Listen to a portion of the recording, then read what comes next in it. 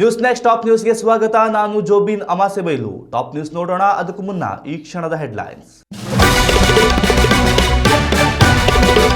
ಅಂದು ಕಾಸರಗೋಡು, ಇಂದು ಮಂಗಳೂರು. ಮುತ್ತಿನ ನಗರಿ ರೈಲು ನಿಲ್ದಾಣದ ಮೇಲೆ ಕೇರಳದ ಕಣ್ಣು. ಕರ್ನಾಟಕ ಸರ್ಕಾರದ ಮೌನಕ್ಕೆ ಕನ್ನಡಿಗರ ಆಕ್ರೋಶ. ಮುಂಗಾರು ಕೈಕೊಟ್ಟ ಬೆನ್ನಲ್ಲೇ ತರಕಾರಿ ದರ ಏರಿಕೆ. ಅಡುಗೆ ಮನೆಯ ಬಜೆಟ್ ಏರುಪೇರು. ಬೆಳ್ಳುಳ್ಳಿ ಬೀನ್ಸ್ ಬೆಲೆ ಕೇಳಿ ಬೆಚ್ಚಿ ಬಿದ್ದ ಗ್ರಾಹಕರು. ರಾಜ್ಯಾದ್ಯಂತ ಮಾನ್ಸೂನ್ ಮಳೆ ಚುರುಕು. ಕರಾವಳಿ ಮಲೆನಾಡಿನಲ್ಲಿ ಭಾರೀ ಮಳೆ. 5 ಜಿಲ್ಲೆಗಳಿಗೆ ಯೆಲ್ಲೋ ಅಲರ್ಟ್. ಡೀಪ್ ಫೇಕ್ ತಂತ್ರಜ್ಞಾನಕ್ಕೆ ಬೆಂಗಳೂರಿನ ಶಿಕ್ಷಕಿ ಬಲಿ. ಕೇಂದ್ರ ಸಚಿವೆ ಹೆಸರಿನ ಎಐ ವಿಡಿಯೋ ನಂಬಿ 30 ಲಕ್ಷ ಗೋತ. ಉತ್ತರ ಪ್ರದೇಶದ ಬ್ಯಾಂಕ್ ಖಾತೆಗಳ ಮೂಲಕ ವಂಚನೆ. ಮೊದಲ ದಿನವೇ toxic world wide dhamaka. Box ಆಫೀಸ್ನಲ್ಲಿ ಬರೋಬ್ಬರಿ 140 ಕೋಟಿ ಕಲೆಕ್ಷನ್. ಕನ್ನಡ ವರ್ಷನ್ಗಿಂತ ಹಿಂದಿಯಲ್ಲಿ ದಾಖಲೆಯ ಗಳಿಕೆ. ಕರ್ನಾಟಕದ ಗಡಿಭಾಗವಾದ ಕಾಸರಗೋಡು ಈಗಾಗಲೇ ರಾಜ್ಯದ ಕೈ ತಪ್ಪಿ ಹೋಗಿದೆ. ಈಗ ಅದೇ ಹಾದಿಯಲ್ಲಿ ಕರಾವಳಿಯ ಪ್ರಮುಖ ರೈಲ್ವೆ ಕೇಂದ್ರವಾದ ಮಂಗಳೂರು ರೈಲ್ವೆ ನಿಲ್ದಾಣಕ್ಕೂ ಕೂಡ ದೊಡ್ಡ ಕುತ್ತು ಬಂದೊದಗಿದೆ.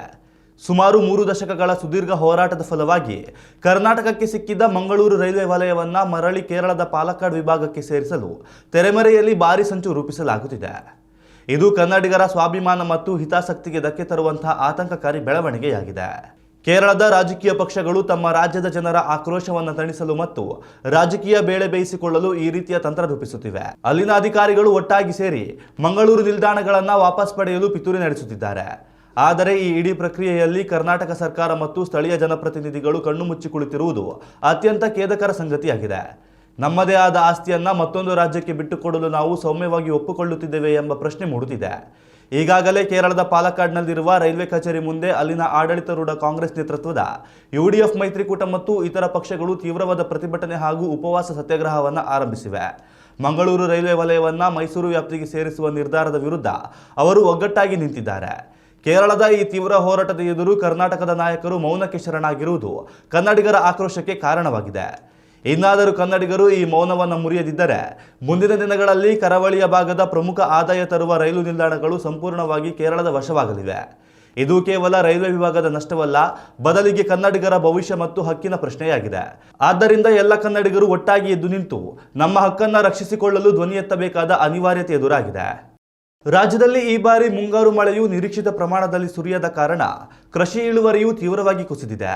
ಇದರ ನೇರ ಪರಿಣಾಮವಾಗಿ ಬೆಂಗಳೂರಿನ ಪ್ರಮುಖ ಮಾರುಕಟ್ಟೆಗಳಲ್ಲಿ ದಿನಬಳಕೆಯ ತರಕಾರಿಗಳ ಬೆಲೆಯು ದಿನದಿಂದ ದಿನಕ್ಕೆ ಗಗನಕ್ಕೇರುತ್ತಿದೆ. ಇದು ಸಾರ್ವಜನಿಕರ, ವಿಶೇಷವಾಗಿ ಮಧ್ಯಮ ಹಾಗೂ ಬಡವರ್ಗದ ಜನರ ಅಡುಗೆ ಮನೆಯ ಬಜೆಟ್ ಅನ್ನ ಸಂಪೂರ್ಣವಾಗಿ ಏರುಪೇರು ಮಾಡಿದೆ. ಕೆಲವು ವಾರಗಳ ಹಿಂದೆ ಅತ್ಯಂತ ಸಾಮಾನ್ಯ ದರದಲ್ಲಿ ಸಿಗುತ್ತಿದ್ದ ತರಕಾರಿಗಳು ಈಗ ದುಬಾರಿಯಾಗಿವೆ. ಪ್ರಸ್ತುತ ಮಾರುಕಟ್ಟೆಯಲ್ಲಿ ಬೆಳ್ಳುಳ್ಳಿ ದರವು ಪ್ರತಿ ಕೆಜಿಗೆ 250 ರೂಪಾಯಿಗಳ ಆಸುಪಾಸಿನಲ್ಲಿದ್ದರೆ ಶುಂಠಿ ಮತ್ತು ಬೀನ್ಸ್ 100ರ ಗಡಿ ದಾಟಿ ಗ್ರಾಹಕರಿಗೆ ಶಾಕ್ ನೀಡುತ್ತಿವೆ.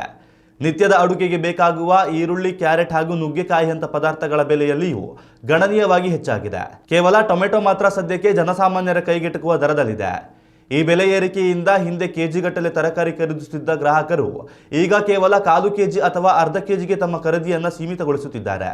ಗ್ರಾಹಕರ ಈ ನಿರ್ಧಾರದಿಂದಾಗಿ ಚಿಲ್ಲರೆ ತರಕಾರಿ ವ್ಯಾಪಾರಿಗಳಿಗೂ ಕೂಡ ದೊಡ್ಡ ಸಂಕಷ್ಟ ಎದುರಾಗಿದೆ. ಮಾರುಕಟ್ಟೆಗೆ ಬರುವ ಜನರ ಸಂಖ್ಯೆ ಕಡಿಮೆಯಾಗುತ್ತಿರುವುದರಿಂದ ವ್ಯಾಪಾರ ಕುಂಠಿತಗೊಂಡು ತರಕಾರಿಗಳು ಕೊಳೆಯುವ ಭೀತಿ ಮೂಡಿದೆ. ಇಂತಹ ಪರಿಸ್ಥಿತಿಯಲ್ಲಿ ಸ್ಮಾರ್ಟ್ ಗ್ರಾಹಕರು ಮನೆಯ ಸಮೀಪದ ಅಂಗಡಿಗಳನ್ನು ಬಿಟ್ಟು ಕಡಿಮೆ ದರದಲ್ಲಿ ಸಗಟು ತರಕಾರಿಗಳು ಸಿಗುವ ಕೆಆರ್ ಮಾರ್ಕೆಟ್ ಅತ್ತ ಮುಖ ಮಾಡುತ್ತಿದ್ದಾರೆ. ಚಿಲ್ಲರೆ ಅಂಗಡಿಗಳಿಗೆ ಹೋಲಿಸಿದರೆ ಅಲ್ಲಿ ಬೆಲೆಯಲ್ಲಿ ಕೊಂಚ ನಿರಳತೆ ಇರುವುದು ಗ್ರಾಹಕರಿಗೆ ಸಣ್ಣ ಆಶ್ವಾಸನೆಯಾಗಿದೆ. ಒಟ್ಟಾರೆಯಾಗಿ ಪ್ರಕೃತಿಯ ಮುನಿಸು ಮತ್ತು ಬೆಲೆ ಏರಿಕೆಯ ಜೋಡಿ ಹೊಡೆತಕ್ಕೆ ಗ್ರಾಹಕರು ಹಾಗೂ ವ್ಯಾಪಾರಿಗಳು ಇಬ್ಬರು ಕಂಗೆಟ್ಟಿದ್ದಾರೆ. ಮುಂದಿನ ದಿನಗಳಲ್ಲಾದರೂ ಮಳೆಯಾಗಿ ಪರಿಸ್ಥಿತಿ ಸುಧಾರಿಸದಿದ್ದರೆ ಗ್ರಾಹಕರ ಜೇಬಿಗೆ ಮತ್ತಷ್ಟು ಕತ್ತರಿ ಬೀಳುವುದರಲ್ಲಿ ಸಂಶಯವಿಲ್ಲ. ಕರ್ನಾಟಕದಲ್ಲಿ ಮುಂಗಾರು ಮಳೆಯು ಮತ್ತೊಮ್ಮೆ ಚುರುಕುಗೊಂಡಿದ್ದು ರಾಜ್ಯದ ಹಲವು ಭಾಗಗಳಲ್ಲಿ ವರುಣನ ಅಬ್ಬರ ಜೋರಾಗಿದೆ. ಮುಖ್ಯವಾಗಿ ಕರಾವಳಿ ಮತ್ತು ಮಲೆನಾಡು ಜಿಲ್ಲೆಗಳಲ್ಲಿ ಕಳೆದ ಕೆಲವು ದಿನಗಳಿಂದ ನಿರಂತರವಾಗಿ ಭಾರಿ ಮಳೆಯಾಗುತ್ತಿದ್ದು ಜನಜೀವನ ಕೊಂಚ ಅಸ್ತವ್ಯಸ್ತಗೊಂಡಿದೆ. ಪರಿಸ್ಥಿತಿಯ ಗಂಭೀರತೆಯನ್ನು ಪರಿಗಣಿಸಿ ಹವಾಮಾನ ಇಲಾಖೆಯು ಕರಾವಳಿಯ ಪ್ರಮುಖ ಜಿಲ್ಲೆಗಳು ಸೇರಿದಂತೆ ಒಟ್ಟು 5 ಜಿಲ್ಲೆಗಳಿಗೆ ಯೆಲ್ಲೋ ಅಲರ್ಟ್ ಘೋಷಿಸಿದೆ. ಕರಾವಳಿ ತೀರದ ಜಿಲ್ಲೆಗಳಾದ ಉಡುಪಿ, ದಕ್ಷಿಣ ಕನ್ನಡ ಮತ್ತು ಉತ್ತರ ಕನ್ನಡದಲ್ಲಿ ಬಲವಾದ ಗಾಳಿಯೊಂದಿಗೆ ಭಾರಿ ಮಳೆಯಾಗುವ ಮುನ್ಸೂಚನೆ ನೀಡಲಾಗಿದೆ. ಇದರೊಂದಿಗೆ ಮಲೆನಾಡಿನ ಶಿವಮೊಗ್ಗ ಮತ್ತು ಚಿಕ್ಕಮಗಳೂರು ಜಿಲ್ಲೆಗಳಲ್ಲೂ ಮಳೆಯ ಪ್ರಭಾವ ಹೆಚ್ಚಾಗಲಿದ್ದು ಮುನ್ನೆಚ್ಚರಿಕೆ ವಹಿಸಲು ಸೂಚಿಸಲಾಗಿದೆ. ಈ ಭಾಗದ ನದಿ ಹಾಗೂ ಹಳ್ಳಕೊಳ್ಳಗಳಲ್ಲಿ ನೀರಿನ ಮಟ್ಟ ನಿಧಾನವಾಗಿ ಏರಿಕೆಯಾಗುತ್ತಿದ್ದು ತಗ್ಗು ಪ್ರದೇಶದ ಜನರಿಗೆ ಎಚ್ಚರಿಕೆಯಿಂದ ಇರುವಂತೆ ಸ್ಥಳೀಯ ಆಡಳಿತಗಳು ತಿಳಿಸಿವೆ. ಮತ್ತೊಂದೆಡೆ ರಾಜಧಾನಿ ಬೆಂಗಳೂರು ಸೇರಿದಂತೆ ದಕ್ಷಿಣ ಒಳನಾಡಿನ ಜಿಲ್ಲೆಗಳಾದ ಮೈಸೂರು, ಮಂಡ್ಯ ಮತ್ತು ಚಾಮರಾಜನಗರದಲ್ಲಿ ಮೋಡ ಕವಿದ ವಾತಾವರಣ ನಿರ್ಮಾಣವಾಗಿದೆ. ಬೆಂಗಳೂರಿನ ಕೆಲವು ಭಾಗಗಳಲ್ಲಿ ಸಂಜೆ ಅಥವಾ ರಾತ್ರಿ ವೇಳೆಗೆ ಸಾಧಾರಣದಿಂದ ಉತ್ತಮ ಮಳೆಯಾಗುವ ಸಾಧ್ಯತೆ ಇದೆ ಎಂದು ಹವಾಮಾನ ತಜ್ಞರು ಅಂದಾಜಿಸಿದ್ದಾರೆ. ಉತ್ತರ ಒಳನಾಡಿನ ಕೆಲವು ಜಿಲ್ಲೆಗಳಲ್ಲೂ ಹಗುರವಾದ ರೇಖೆಗಳು ಕಾಣಿಸಿಕೊಂಡಿದ್ದು ಒಟ್ಟಾರೆ ರಾಜ್ಯದಾದ್ಯಂತ ಮಾನ್ಸೂನ್ ಮಾರುತಗಳು ಸಕ್ರಿಯವಾಗಿವೆ. ಈ ಬಾರಿಯ ಸಕಾಲಿಕ ಮಳೆಯು ಕೃಷಿ ಚಟುವಟಿಕೆಗಳಿಗೆ ಹೊಸ ಚೈತನ್ಯ ನೀಡಿದೆ. ಆದರೆ ಭಾರೀ ಮಳೆ ಮುನ್ಸೂಚನೆ ಇರುವುದರಿಂದ ನದಿ ತೀರದ ನಿವಾಸಿಗಳು ಹಾಗೂ ಮೀನುಗಾರರು ಸಮುದ್ರಕ್ಕೆ ಇಳಿಯದಂತೆ ಕಟ್ಟುನಿಟ್ಟಿನ ಸೂಚನೆ ನೀಡಲಾಗಿದೆ. ಮುಂಬರುವ ದಿನಗಳಲ್ಲಿ ಮಳೆಯ ತೀವ್ರತೆ ಇನ್ನಷ್ಟು ಹೆಚ್ಚಾಗುವ ಲಕ್ಷಣಗಳಿರುವುದರಿಂದ ಸಾರ್ವಜನಿಕರು ಎಚ್ಚರ ವಹಿಸುವಂತೆ ಜಿಲ್ಲಾಡಳಿತ ಸೂಚನೆ ನೀಡಿದೆ. ಉತ್ತಮ ಸಂಸ್ಕಾರಯುತ ಶಿಕ್ಷಣದೊಂದಿಗೆ VSS English medium CBSE school Udupi Muddur. ನರ್ಸರಿಯಿಂದ 10ನೇ ತರಗತಿವರೆಗೆ ಶಿಕ್ಷಣದ ಜೊತೆಗೆ 5ರಿಂದ 10ನೇ ತರಗತಿವರೆಗಿನ ವಿದ್ಯಾರ್ಥಿನಿಯರಿಗೆ ಉತ್ತಮ ಹಾಸ್ಟೆಲ್ ಸೌಲಭ್ಯವೂ ಇದೆ. ನಿಮ್ಮ ಮಕ್ಕಳ ಪ್ರವೇಶಾತಿಗಾಗಿ ಈ ಸಂಖ್ಯೆಗೆ ಕರೆ ಮಾಡಿ. ಆಧುನಿಕ ತಂತ್ರಜ್ಞಾನದ ಬೆಳವಣಿಗೆಯು ಸಮಾಜಕ್ಕೆ ವರದಾನವಾಗುವಷ್ಟೇ ವೇಗವಾಗಿ ಸೈಬರ್ ಅಪರಾಧಿಗಳ ಪಾಲಿಗೆ ಹೊಸ ಅಸ್ತ್ರವಾಗುತ್ತಿದೆ. ಇತ್ತೀಚೆಗೆ ಕೃತಕ ಬುದ್ಧಿಮತ್ತೆ ಡೀಪ್ ಫೇಕ್ ತಂತ್ರಜ್ಞಾನದ ಮೂಲಕ ಸೃಷ್ಟಿಸಲಾಗುವ ನಕಲಿ ದೃಶ್ಯಾವಳಿಗಳು ಸಾರ್ವಜನಿಕರನ್ನ ದಿಕ್ಕು ತಪ್ಪಿಸುತ್ತಿವೆ. ಇದಕ್ಕೆ ಲೇಟೆಸ್ಟ್ ಉದಾಹರಣೆಯಾಗಿ ದೇಶದ ಗಣ್ಯ ವ್ಯಕ್ತಿಗಳ ವಿಡಿಯೋಗಳನ್ನು ದುರುಪಯೋಗಪಡಿಸಿಕೊಂಡು ಆನ್ಲೈನ್ ಮೂಲಕ ದೊಡ್ಡ ಮಟ್ಟದ ವಂಚನೆ ಎಸಗುತ್ತಿರುವ ಜಾಲವೊಂದು ಸಕ್ರಿಯವಾಗಿದೆ. ಬೆಂಗಳೂರಿನ ಖಾಸಗಿ ಶಾಲೆಯೊಂದರಲ್ಲಿ ಕಾರ್ಯನಿರ್ವಹಿಸುತ್ತಿರುವ 58 ವರ್ಷದ ಹಿರಿಯ ಶಿಕ್ಷಕಿಯೊಬ್ಬರು ಇಂತಹದೇ ಒಂದು ವಂಚಕ ಜಾಲಕ್ಕೆ ಸಿಲುಕಿ ತಮ್ಮ ಜೀವನದ ಪ್ರಮುಖ ಉಳಿತಾಯವಾದ ಸುಮಾರು 30.63 ಲಕ್ಷ ರೂಪಾಯಿಗಳನ್ನು ಕಳೆದುಕೊಂಡಿದ್ದಾರೆ. ಇತ್ತೀಚೆಗೆ ಅವರು ಸಾಮಾಜಿಕ ಜಾಲತಾಣದಲ್ಲಿ ಕೇಂದ್ರ ಹಣಕಾಸು ಸಚಿವೆ ನಿರ್ಮಲಾ ಸೀತಾರಾಮನ್ ಅವರು ಷೇರು ಮಾರುಕಟ್ಟೆಯ ಹೂಡಿಕೆಯ ಕುರಿತು ಮಾತನಾಡುತ್ತಿರುವ ವಿಡಿಯೋವೊಂದನ್ನು ವೀಕ್ಷಿಸಿದರು. ಆ ವಿಡಿಯೋದಲ್ಲಿ ಅಧಿಕ ಲಾಭದ ಭರವಸೆ ನೀಡುವ ಲಿಂಕ್ ಒಂದನ್ನು ನೀಡಲಾಗಿತ್ತು.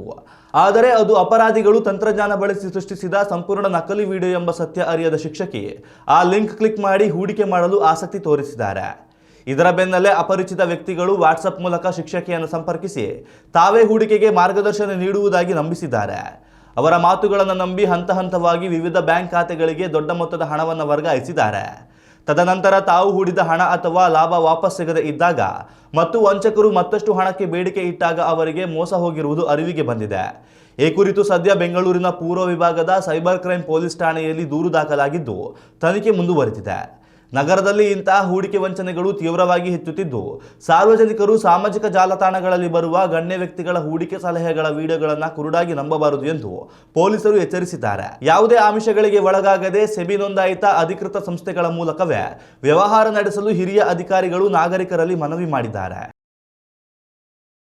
ಕನ್ನಡ ಚಿತ್ರರಂಗದ ಹೆಮ್ಮೆಯ ನಟ ರಾಕಿಂಗ್ ಸ್ಟಾರ್ ಯಶ್ ಅಭಿನಯದ ಅತ್ಯಂತ ಬಹುನಿರೀಕ್ಷಿತ ಸಿನಿಮಾವಾದ ಟಾಕ್ಸಿಕ್ ಭಾರತ ಸೇರಿದಂತೆ ವಿಶ್ವದಾದ್ಯಂತ ಅದ್ದೂರಿಯಾಗಿ ತೆರೆ ಕಂಡಿದೆ. ಬಿಡುಗಡೆಯಾದ ಮೊದಲ ದಿನವೇ ಪ್ರೇಕ್ಷಕರಿಂದ ಅಭೂತಪೂರ್ವ ಯಶಸ್ಸು ಮತ್ತು ಸಕಾರಾತ್ಮಕ ವಿಮರ್ಶೆಗಳನ್ನು ಪಡೆದುಕೊಂಡಿರುವ ಈ ಚಿತ್ರವು ಜಾಗತಿಕ ಬಾಕ್ಸ್ ಆಫೀಸ್ನಲ್ಲಿ ಹೊಸ ಸುನಾಮಿ ಎಬ್ಬಿಸಿದೆ. ಓಣಂ ಮತ್ತು ಈದ್ ಮಿಲಾದ್ ಹಬ್ಬಗಳ ಸಾಲು ರಜಾ ದಿನಗಳ ಸಂದರ್ಭದಲ್ಲಿ ಬಿಡುಗಡೆಯಾಗಿರುವುದು ಚಿತ್ರದ ಅದ್ದೂರಿ ಗಳಿಕೆಗೆ ಮತ್ತಷ್ಟು ಪೂರಕ ವಾತಾವರಣವನ್ನು ನಿರ್ಮಿಸಿಕೊಟ್ಟಿದೆ. ಈ ಚಿತ್ರವು ತನ್ನ ಪ್ರದರ್ಶನದ ಮೊದಲ ದಿನವೇ ವಿಶ್ವದಾದ್ಯಂತ ಬರೋಬ್ಬರಿ 140.75 ಕೋಟಿ ರೂಪಾಯಿಗಳನ್ನು ಕಲೆಕ್ಷನ್ ಮಾಡುವ ಮೂಲಕ ಭಾರತೀಯ ಚಿತ್ರರಂಗದಲ್ಲಿ ಧೂಳೆಬ್ಬಿಸಿದೆ. ದೇಶದ ಒಳಗೆ ಮಾತ್ರವಲ್ಲದೆ ಚಿತ್ರವು ದಾಖಲೆಯ 101.10 ಕೋಟಿ ರೂಪಾಯಿಗಳ ನೆಟ್ ಕಲೆಕ್ಷನ್ ಮಾಡಿದ್ದು ಚಿತ್ರಮಂದಿರಗಳತ್ತ ಪ್ರೇಕ್ಷಕ ಪ್ರಭುಗಳು ಸಾಗರೋಪಾದಿಯಲ್ಲಿ ಹರಿದು ಬರುತ್ತಿದ್ದಾರೆ. ಭಾರತದಾದ್ಯಂತ ಮೊದಲ ದಿನವೇ ಸುಮಾರು 24,579 ಪ್ರದರ್ಶನಗಳನ್ನು ಕಾಣುವ ಮೂಲಕ ಚಿತ್ರವು ಒಟ್ಟು 120.75 ಕೋಟಿ ರೂಪಾಯಿಗಳ ಗ್ರಾಸ್ ಕಲೆಕ್ಷನ್ ಸಾಧಿಸಿ ಹೊಸ ಇತಿಹಾಸ ಬರೆದಿದೆ. ಇದು ನಟ ಯಶ್ ಅವರಿಗೆ ದೇಶದಾದ್ಯಂತ ಇರುವ ಅಭೂತಪೂರ್ವ ಕ್ರೇಜ್ ಮತ್ತು ಮಾಸ್ ಜನಪ್ರಿಯತೆಗೆ ಹಿಡಿದ ಕೈಗನ್ನಡಿಯಾಗಿದೆ. ಈ ಇಡೀ ಕಲೆಕ್ಷನ್ ವರದಿಯಲ್ಲಿ ಅತ್ಯಂತ ರೋಮಾಂಚನಕಾರಿ ಮತ್ತು ಕುತೂಹಲಕಾರಿ ಸಂಗತಿ ಎಂದರೆ ಚಿತ್ರದ ಮೂಲ ಭಾಷೆಯಾದ ಕನ್ನಡ ಆವೃತ್ತಿಗಿಂತ ಹಿಂದಿ ಭಾಷೆಯ ಆವೃತ್ತಿಯು ದುಪ್ಪಟ್ಟು ಗಳಿಕೆ ಮಾಡಿದೆ. ಉತ್ತರ ಭಾರತದ ಮಾರುಕಟ್ಟೆಯಲ್ಲಿ ಭರ್ಜರಿ ಪ್ರದರ್ಶನಗಳನ್ನು ಪಡೆದುಕೊಂಡ ಹಿಂದಿ ವರ್ಷನ್ ಮೊದಲ ದಿನವೇ 55 ಕೋಟಿ ರೂಪಾಯಿಗಳ ನೆಟ್ ಕಲೆಕ್ಷನ್ ಮಾಡಿದರೆ ಕರ್ನಾಟಕದ ಮೂಲ ಕನ್ನಡ ವರ್ಷನ್ 23.30 ಕೋಟಿ ರೂಪಾಯಿಗಳನ್ನು ಬಾಚಿಕೊಂಡಿದೆ. ಇನ್ನುಳಿದಂತೆ ದಕ್ಷಿಣ ಭಾರತದ ಇತರೆ ಭಾಷೆಗಳಾದ ತೆಲುಗಿನಲ್ಲಿ 16 ಕೋಟಿ ರೂಪಾಯಿ, ತಮಿಳಿನಲ್ಲಿ 5.50 ಕೋಟಿ ರೂಪಾಯಿ ಹಾಗೂ ಮಲಯಾಳಂನಲ್ಲಿ 1.30 ಕೋಟಿ ರೂಪಾಯಿಗಳ ನೆಟ್ ಕಲೆಕ್ಷನ್ ಆಗಿದೆ. ಕೇವಲ ಭಾರತ ಮಾತ್ರವಲ್ಲದೆ ವಿದೇಶಿ ಮಾರುಕಟ್ಟೆಯಲ್ಲಿ ರಾಕಿ ಬಾಯ್ ಅಬ್ಬರ ಜೋರಾಗಿದ್ದು ಮೊದಲ ದಿನವೇ ಓವರ್ ಸೀಸನ್ನಲ್ಲಿ 20 ಕೋಟಿ ರೂಪಾಯಿಗಳ ಗ್ರಾಸ್ ಕಲೆಕ್ಷನ್ ದಾಖಲಾಗಿದೆ. ಎಲ್ಲ ಭಾಷೆಗಳ ಮತ್ತು ಭೌಗೋಳಿಕ ಗಡಿಗಳನ್ನು ದಾಟಿ ಪ್ರೇಕ್ಷಕರು ಈ ಮಾಸ್ ಆಕ್ಷನ್ ಚಿತ್ರವನ್ನು ಅದ್ದೂರಿಯಾಗಿ ಬರಮಾಡಿಕೊಂಡಿದ್ದಾರೆ.